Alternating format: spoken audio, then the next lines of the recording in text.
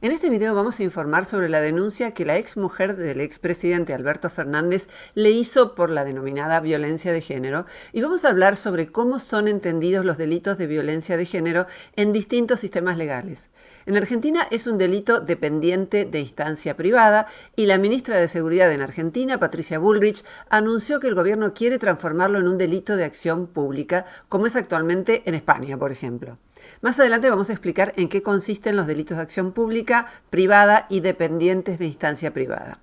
En el Código Penal argentino, la violencia de género, de pareja, doméstica y familiar, se consideran delitos dependientes de instancia privada cuando producen lesiones leves, aunque puede procederse de oficio en casos de interés público, por ejemplo, cuando son casos graves o cuando se trata de menores.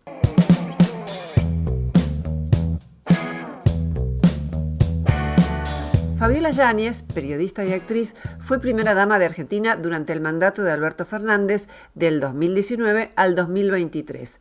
Yáñez y Fernández comenzaron su relación en 2014 y se separaron antes de que el expresidente concluyera su gobierno. El 6 de agosto del 2024, Yáñez denunció a Fernández por presuntos hechos de violencia física y hostigamiento. Lo denuncié porque me pegó varias veces, me golpeó, me pateó y me pegó en la cara.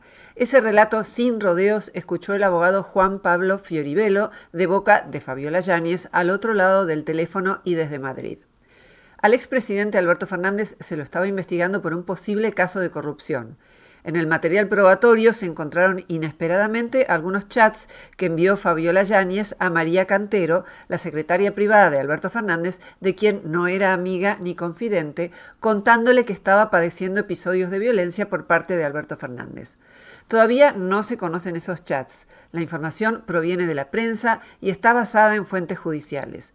Esos mensajes se habrían producido en más de una oportunidad y tendrían fotos en las que se evidenciarían los golpes que habría recibido Fabiola Yáñez. En un principio, tanto Fabiola Yáñez como Alberto Fernández negaron las acusaciones de violencia física. Sin embargo, durante la semana, Yáñez se comunicó con el juez, quien le había preguntado si quería iniciar una acción legal y expresó que no podía soportar más la situación y que iba a denunciar. Se mencionó que podría haber un video producido por Yáñez relacionado con el tema, pero los medios aún no han proporcionado más información al respecto. Alberto Fernández publicó un tuit negando las acusaciones y afirmando que presentaría pruebas ante la justicia, además de que no haría más declaraciones para proteger a Fabiola Yáñez, a sus hijos y a sí mismo. No obstante, anteriormente había sostenido que Yáñez buscaba dinero y que la acusación era falsa. Actualmente Fabiola Yáñez vive en Madrid, mientras que Alberto Fernández está en Argentina para cobrar su jubilación de privilegio como expresidente. Tras la denuncia de Fabiola Yáñez, el juez Julián Ercolini, además de prohibirle a Fernández la salida del país, también le exigió que no se acerque a ella a menos de 500 metros y le prohibió cualquier tipo de contacto, incluso por medio de terceros. En este canal pensamos que todos los ciudadanos tienen derecho a que se les apliquen garantías constitucionales como la del principio de inocencia, que señala que todos deben ser considerados inocentes hasta que se pruebe su culpabilidad. Las denuncias deben ser verificadas de manera justa, sin importar si las personas nos resultan agradables o desagradables, o si pertenecen a nuestro partido político o al contrario. En este caso, al igual que en otros, la prensa y los usuarios de redes sociales tienden a condenar basándose únicamente en la denuncia hecha en los medios. Este caso tiene un condimento adicional y es que involucra a un expresidente y político kirchnerista, lo que generó ataques tanto de comunicadores y políticos kirchneristas como antikirchneristas. Algunos critican la aparente hipocresía de que mientras Alberto Fernández promovía políticas de género y destinaba un presupuesto considerable al Ministerio de la Mujer, supuestamente maltrataba a su pareja. Otros defienden a Fernández diciendo que su mujer trabajaba, su exmujer otra, no Fabiola Yáñez, trabajaba con él durante su presidencia y que un hombre que maltrata a una mujer lo haría con todas. Estas defensas son cuestionables y no vamos a profundizar en ellas. En este video, al igual que en otros, aprovechamos un tema de actualidad para relacionarlo con una cuestión filosófica. Nos vamos a enfocar en comprender los conceptos de delitos de acción pública, privada y dependientes de instancia privada. Son temas que atañen al derecho y a la filosofía del derecho. En Argentina, los casos de violencia de género se consideran delitos dependientes de instancia privada. Esto significa que si la persona afectada no presenta una denuncia, el Estado tampoco la formula. En cambio, en España, estos delitos son de acción pública. Un ejemplo que ilustra esta diferencia ocurrió hace unos años cuando una pareja se peleó en público en España. Un policía se acercó y anunció que iba a presentar un informe sobre el incidente. Aunque las personas expresaron que no querían proceder con una denuncia, se inició una acción penal en contra de la voluntad de los involucrados, ya que en España, al tratarse de un delito de acción pública, el Estado está obligado a intervenir independientemente del deseo de las partes. El 6 de agosto, la ministra de Seguridad de Argentina, Patricia Bullrich, anunció que el gobierno presentará un proyecto para que la violencia de género deje de ser un delito dependiente de instancia privada y pase a ser de acción pública, permitiendo que cualquier persona lo pueda denunciar. Aunque aún no se sabe si será aprobado, es probable que lo sea. ¿Deberían los episodios de violencia física, independientemente del sexo de la persona que los comete, ya que las mujeres también pueden ser agresoras, ser considerados delitos de acción pública o dependientes de instancia privada? ¿Qué consecuencias tendría cada enfoque? Vamos a analizar estos puntos y a tomar partido en la discusión.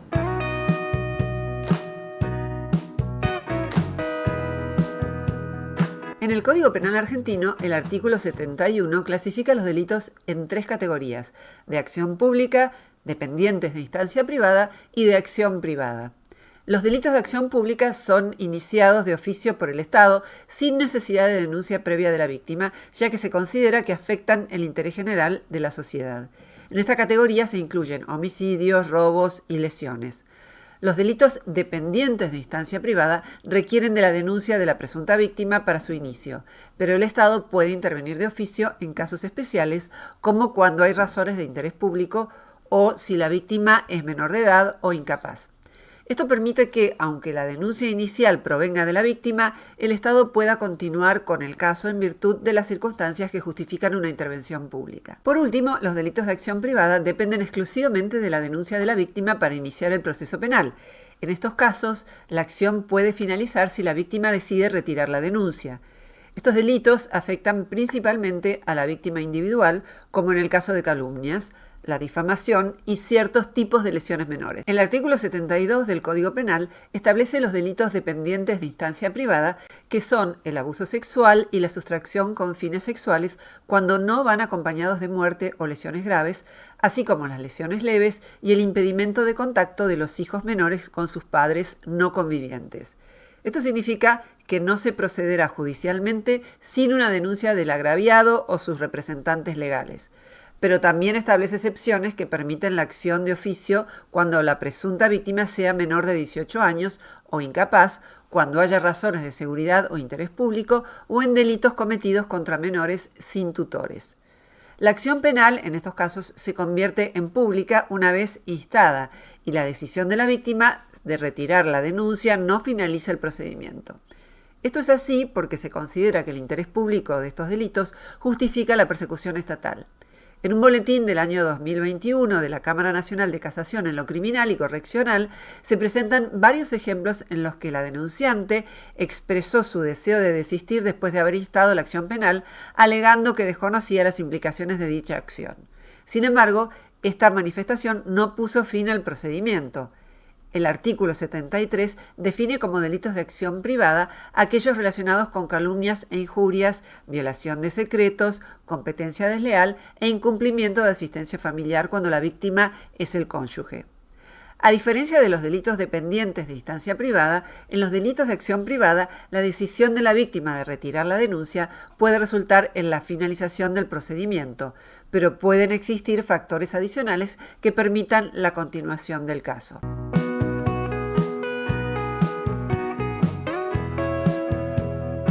Los delitos de violencia se gestionan de manera diferente en cada país. En algunos países se considera un delito de acción pública, lo que significa que el Estado tiene la responsabilidad de intervenir y perseguir estos delitos sin importar si la víctima presenta una denuncia o incluso si desea frenar el proceso judicial. En contraste, en otros países pueden ser tratados como un delito que depende de la denuncia de la víctima para iniciar las acciones legales. En Argentina, el abuso sexual infantil fue reclasificado como delito de acción pública. La Ley 27.455, sancionada en el 2018, modificó el artículo 72 del Código Penal argentino para establecer que este delito debe ser perseguido de oficio.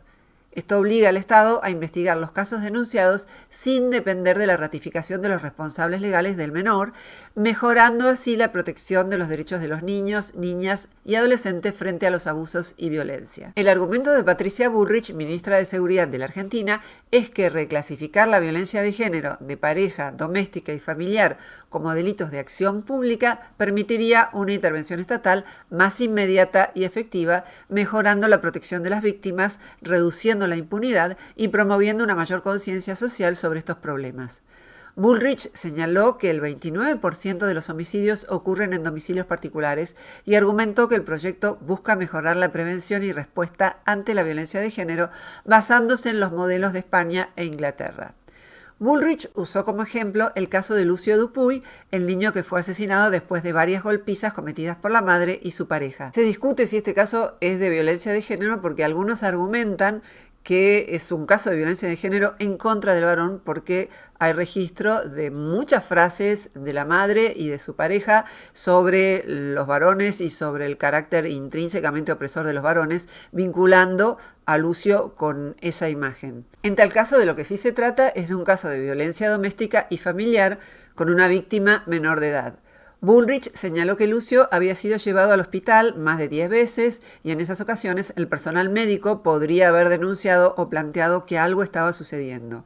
Agregó que si se aceptaba la ley propuesta, el personal de salud y otras personas podrían denunciar casos de violencia como este. Por otro lado, reclasificar la violencia de género de pareja, doméstica y familiar como delitos de acción pública también podría tener efectos negativos.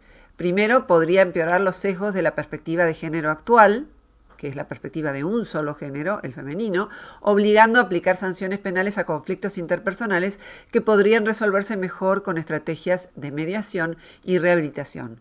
Segundo, la intervención estatal obligatoria ignoraría la decisión de las víctimas que prefieren no denunciar y podrían no capturar adecuadamente el contexto personal y emocional de cada situación.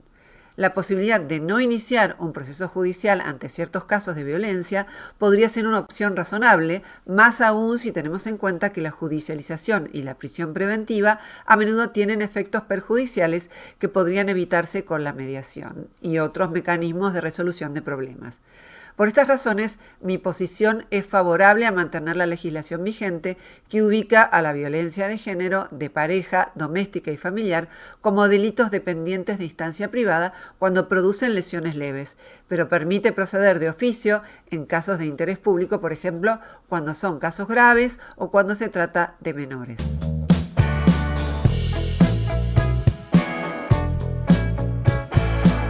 Hasta aquí estuvimos hablando de la violencia de género de pareja, doméstica y familiar sin diferenciar los términos, pero estas categorías no refieren a lo mismo.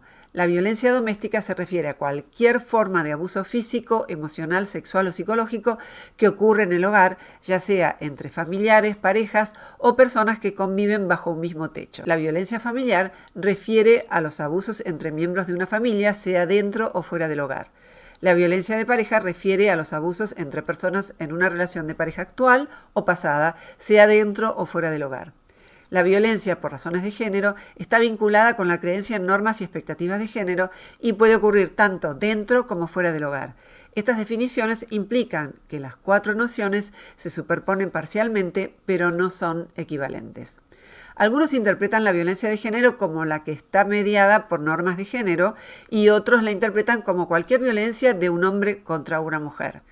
En la primera interpretación, la violencia de género está mediada por normas y expectativas sobre cómo deberían comportarse las personas según su género.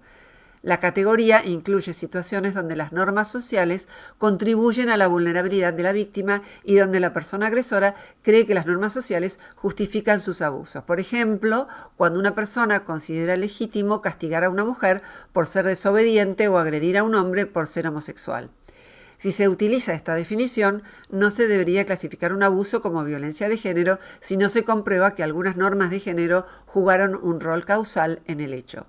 Sin embargo, la perspectiva de género en el ámbito legal asume un enfoque binario y estereotipado donde los varones son siempre los opresores y las mujeres son siempre las oprimidas, y presupone sin pruebas que hay violencia de género si un hombre agrede a una mujer, mientras que no habría violencia de género si una mujer agrede a un hombre o si la agresión ocurre entre personas del mismo sexo. Esta perspectiva trata como equivalentes a las nociones de violencia de género y violencia de un hombre contra una mujer, algo que resulta problemático porque lleva a aplicar sanciones basadas en la mera pertenencia de los individuos a un sexo u otro y no en función de las pruebas específicas sobre cada hecho. La violencia doméstica, familiar y de pareja puede ser ejercida por ambos sexos y a veces en forma bidireccional, y no hay suficiente respaldo empírico para sostener que las motivaciones para la violencia varían significativamente según el sexo. En síntesis, la noción de violencia de género podría justificarse dando pruebas del rol causal de las normas de género en cada delito, pero es criticable cuando se basa exclusivamente en la identificación del sexo de imputados y denunciantes. Por estas razones, el jurista Luciano Laice propone reemplazar la perspectiva de género por una perspectiva de vulnerabilidad que rechaza los estereotipos sobre hombres opresores y mujeres oprimidas y busca proteger a todos los individuos vulnerables en vez de centrarse solo en las mujeres. De estas reflexiones se deriva una objeción al proyecto, porque en la medida en que se utilice la categoría de violencia de género en lugar de las categorías de violencia doméstica, familiar y de pareja, se corre el riesgo de fomentar sesgos basados en la identificación del sexo de imputados y denunciantes y empeorar los problemas que actualmente está generando la perspectiva de género en el ámbito penal.